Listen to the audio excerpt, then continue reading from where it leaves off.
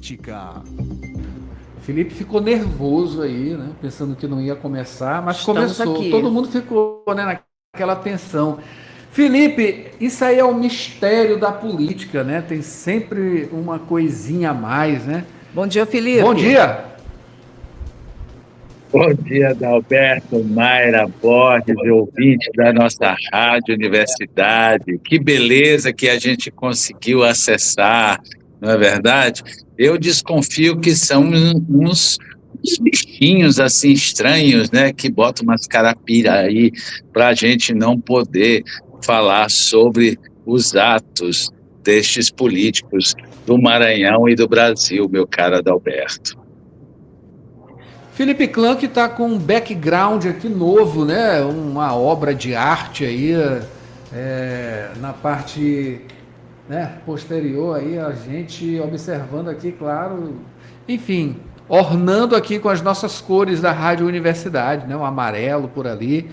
Muito bacana, viu, Felipe? Eu também vi meio de mostarda, né? Misturando aqui com a cor do nosso estúdio, que vale a pena ver. Se você quiser ver aqui, claro, né? Imagens belíssimas aqui em www.universidadefm.ufma.br, então diretamente lá no nosso YouTube, Universidade FM 106, e claro, para acompanhar a análise política. Felipe Clã, a pesquisa Quaest continua reverberando, né? Mas também por outros aspectos mais polêmicos, né? Pode-se dizer. Está faltando completar as informações, né? Que são básicas para qualquer pesquisa. O que aconteceu, Felipe? Olha, só fazendo aqui uma vírgula, se você me permite, esse quadro que está aqui conosco é do professor Donato, professor universitário da UFMA. Essa obra é de 1988, é um homem fantástico. Essa fase dele, sobrou muito poucos quadros, que eu saiba, né? Mas eu gosto muito do trabalho do professor Donato. Não sei se você o conhece. Estamos conhecendo agora, eu estou conhecendo agora, né? E é belíssimo realmente. Parabéns, viu? Parabéns aqui. Coincidentemente aqui na nossa Universidade Federal do Maranhão. Claro, né? E se está na Rádio Universidade, né? 40 anos de talentos no ar, mais esse talento aí pra gente. Felipe, mas vambora para essa pesquisa, vambora trazer logo essas informações e essas críticas, né? Que, claro, né? São bem-vindas sempre. A crítica deve ser bem-vinda, porque são vários lados, né? Não só um. Nenhuma pesquisa agrada a todos, nem os que contrata, entendeu? Porque os que contrata gostaria de dizer assim, já acabou. Nesse caso aqui da Quest para o Maranhão, né, eu acho que foi um pouco precipitado, porque olha que dia que nós estamos, olha o tempo que ainda tem de campanha, né? Agora que estão organizando os comitês, agora que estão o material sendo impresso, agora que o dinheiro ainda vai ser liberado, apesar de que é impressionante como todo mundo já tem dinheiro no bolso para gastar, né? Os recibos vão apresentar depois, com datas, né, após a liberação. É muito estranho, já está sendo divulgado o material, mas a data que ele, na verdade, foi impresso ou foi criado só vai ser depois da liberação do dinheiro. E parece que está tendo um problema sério aí nessa questão do dinheiro. Mas nós vamos voltar ainda com esse assunto. A questão é que a Quest, né, veio um levantamento que 88% de todas as pesquisas da Quest não se confirmaram. É aquilo que eu digo. Pesquisa boa é um dia depois da eleição, né? E no caso da Quest, que foi contratada pela Rede Globo e determinou que todas as suas afiliadas contratassem também, né, porque é rateado entre eles, uma pesquisa, vamos dizer assim, nacional. No Maranhão foram 900 questionários que nós não sabemos onde é que foi pesquisados. Mas o que tem mais de interessante, fora esse escárnio de 88% dos dados não se confirmarem, olha que loucura, é que o pessoal do Lula está muito zangado com o pessoal da Rede Globo, entendeu? porque eles entendem que a Globo está asfixiando ou tentando sequestrar e botar em cativeiro as campanhas políticas, que não é nenhuma novidade, né? Mas, veja só, as três principais urnas do Brasil, que é Rio de Janeiro, São Paulo e Minas, né, deu empatado Flávio Bolsonaro e Lula. Em alguns lugares até passou o Flávio Bolsonaro. Agora, vai entender como? É a mesma coisa do Maranhão. Vai entender como? Com uma campanha imensa de povo na rua, o outro lá fazendo corpo a corpo, construindo o seu nome. E, de repente, a gente entende que a eleição no Maranhão vai terminar em primeiro turno. Eu prefiro ficar aqui na minha, vamos dizer assim, sabedoria silenciosa, entendeu? E esperar mais um pouquinho. Lembro a vocês, a melhor pesquisa é a que vai sair no próximo dia, meu caro Adalberto. Vamos aguardar, Felipe, vamos aguardar. Olha só, falando de Paulo Vitor, né? A gente lembrando aqui de Paulo Vitor. Pô, Paulo Vitor anda meio recluso, né? Ele determinou aí a badalada madrugada eleitoral, né? Enquanto a luz do dia, o TCE determina a auditoria de 30 dias. Me conta essa história, Felipe. Olha, eu até gosto desse rapaz, eu não tenho uma relação, né? Nunca entrevistei, porque ele nunca deixou ninguém. Eu não minto, nós entrevistamos eles na lista, agora que eu lembro, quando ele quis ser presidente, depois nunca mais. É uma pessoa gentil, ele e a esposa dele são muito gentis, sempre que eu encontro, nos tratam muito bem, graças a Deus, até porque não teria por que não nos tratar bem. Mas a questão é que o Paulo Vitor se apagou. Não há como dizer de outra forma, né? O cara que comandou a campanha de Brandão em São Luís e foi discutivelmente um excelente coordenador, conseguiu arrumar tanta confusão com tanta gente, a começar com os vereadores. E depois com o Palácio dos Leões, e depois com o Braide, e depois com Deus e o Mundo, com o sonho que ele poderia ultrapassar a fila e ser o candidato a prefeito de São Luís. Não aconteceu. Depois entendeu que a Câmara era muito pouco para ele, mesmo sendo presidente, que ele poderia, vamos dizer assim, ser um deputado estadual. Não aconteceu ainda, né? Mas agora ele determinou que 1º de outubro, meia-noite, não é meia-noite, 12 horas e 1 minuto, começa a eleição para substituí-lo na Câmara de Vereadores de São Luís. Ou seja, né, vai botar todos os vereadores para ficar a madrugada toda acordado, lá, batendo boca, votando, discutindo quem é quem, por que não, por que sim. Mas o TSE não deu desconto para ele, né? E simplesmente botou a sua turma de fiscalização, que não é brincadeira, são altamente especializados, para ficar morando 30 dias dentro da Câmara para, vamos dizer assim, chafurdar todas as operações realizadas na sua gestão ou gestão de outros. Não sei o que vai dar, não podemos antecipar. Mas uma coisa eu vou te dizer, haja Lexotan, meu caro Adalberto. É isso aí, Felipe. A internet deu uma desestabilizada aqui, né? Mas enfim, estamos aqui, acho que voltou. Olha, Felipe, se com Paulo Vitor a coisa foi desse jeito, será que tem esperança aí com Beto Castro, que com certeza vai ser, provavelmente, muito provavelmente, o próximo presidente da Câmara Municipal de São Luís?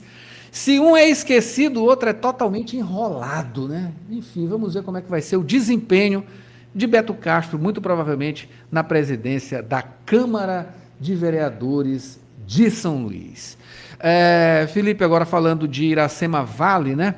E o vídeo, né, do Gibson, que saiu aí atirando para tudo quanto é lado, esse vídeo ele foi retirado do ar, né? Olha, só uma vírgula me permita, para nós sermos justos, e somos justos aqui na Rádio Universidade e no Jornal Imparcial. O outro pré-candidato é o Marquinhos. Eu não sei se chama pré-candidato ou candidato, se já foi registrada a, a, a candidatura, né? Vou até fazer uma leitura do regimento interno da Câmara. A Câmara anda tão esquecida que a gente nem se preocupa mais nem com o regimento interno de lá. Mas o Marquinho também está muito bem, vamos lembrar disso, né? Alguns dizem, eu ainda não ia entrar nessa seara, mas alguns dizem que essa coisa da badalada, né, da madrugada eleitoral é uma estratégia do Paulo Vitor para eleger o seu candidato, Beto Castro. Quanto à questão Você queria falar alguma coisa?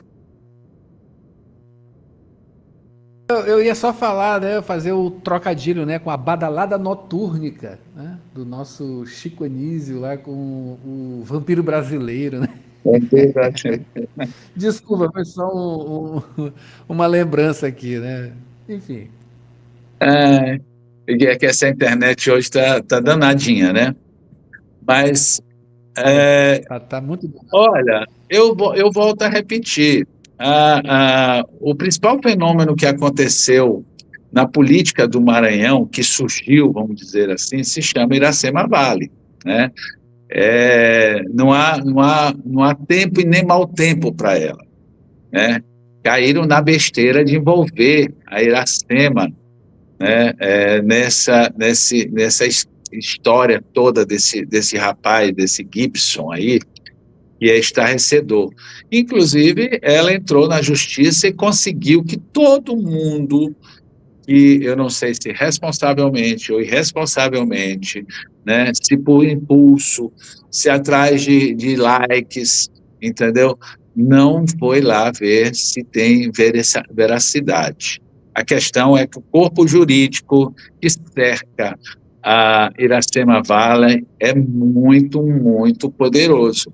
Lembrando que o principal puxador dessa banca jurídica foi, durante muitos anos, a mente brilhante que montava os processos para os dinistas no Maranhão, meu caro Adalberto. Agora, ela mandou tirar. Me parece que muitos ainda não foram encontrados para ser citados, não é verdade?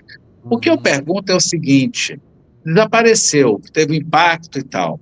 Tu acredita, Adalberto, que isso não vai ser usado no Supremo Tribunal Federal para tentar afastar Iracema Vale e Carlos Brandão?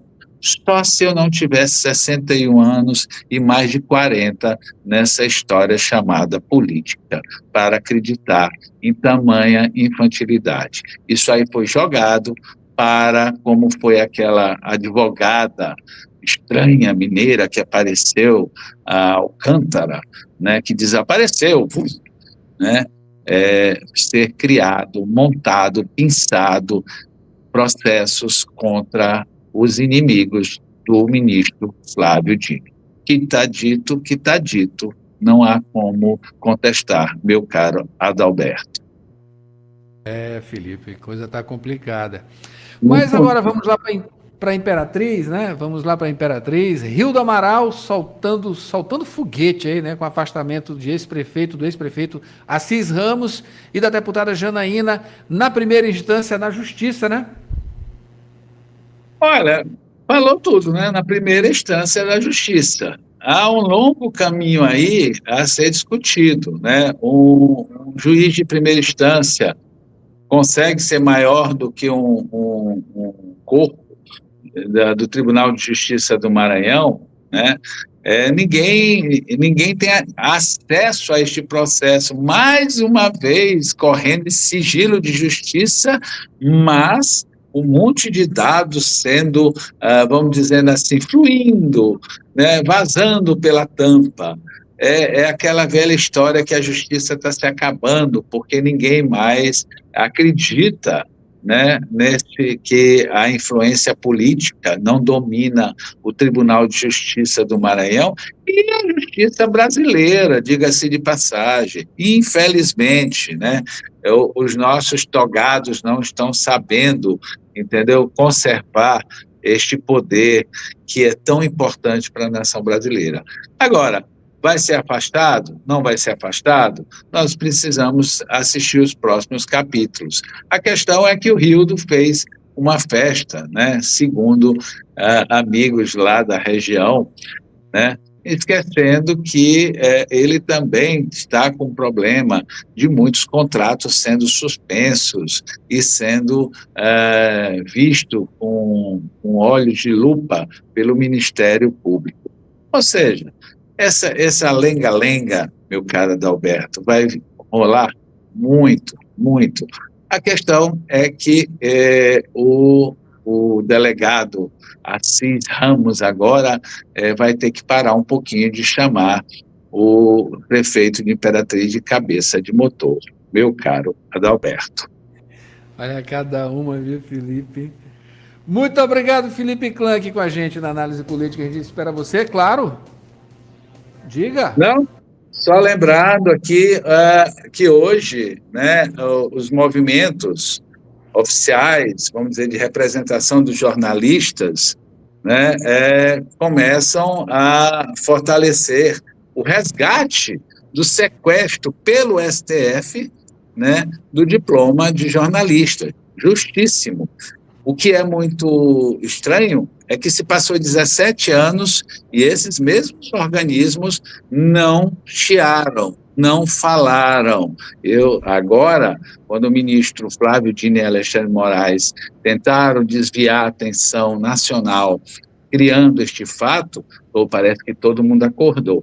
O que eu queria perguntar é o seguinte: o que esses organismos de representação de classe e o Supremo Tribunal Federal vão fazer quanto aos profissionais que estão há 17 anos exercendo de forma séria, né, essa profissão? Vão proibir todos eles de trabalhar? Vai ser feito isto? Blog não é ferramenta, jornal não pode continuar com seus colunistas, com seus articulistas, com seus repórteres, porque não tem diploma. E se tiver outro diploma, não vale? Um jornalista não pode trabalhar na administração pública, ou seja, precisa ser específico?